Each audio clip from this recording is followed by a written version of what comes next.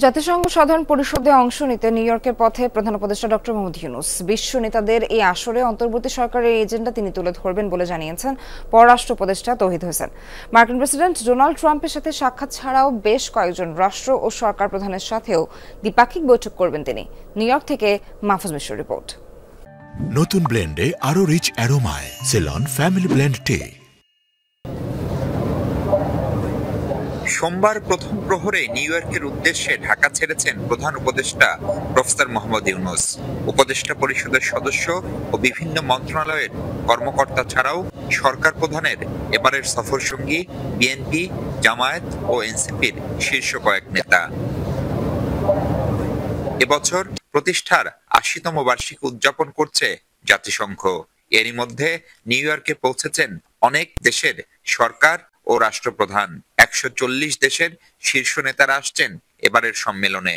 Manhattan সহ পুরো new York জুড়ে তাই কয়েক স্তরের নিরাপত্তা।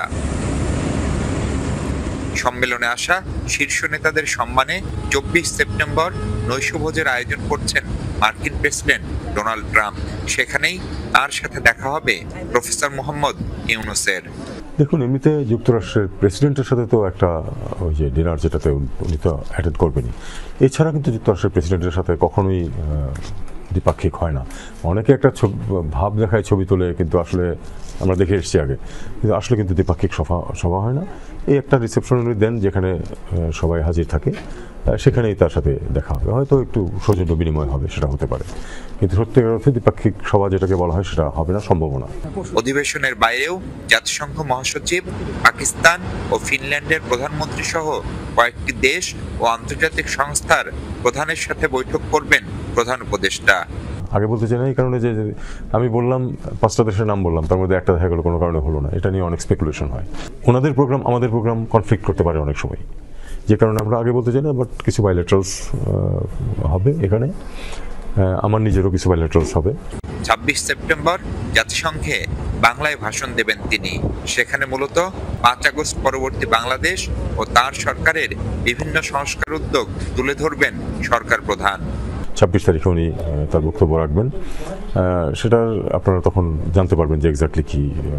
এটাতে তো ন্যাচারালি তার সরকারের যেই এজেন্ডা সেটা সম্বন্ধে উনি বলবেন, আন্তর্জাতিক বিষয়ের উপরে উনি বলবেন, এগুলি তো থাকবেই, এটা আমরা দেখব তখন।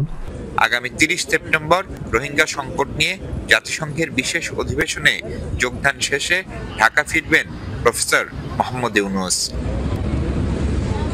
মার্কিন প্রেসিডেন্ট ডোনাল্ড ট্রাম্প সহ এবারের এই সম্মেলনে অংশ নিচ্ছেন অন্তত ১৪০টি দেশের সরকার অথবা রাষ্ট্রপ্রধান।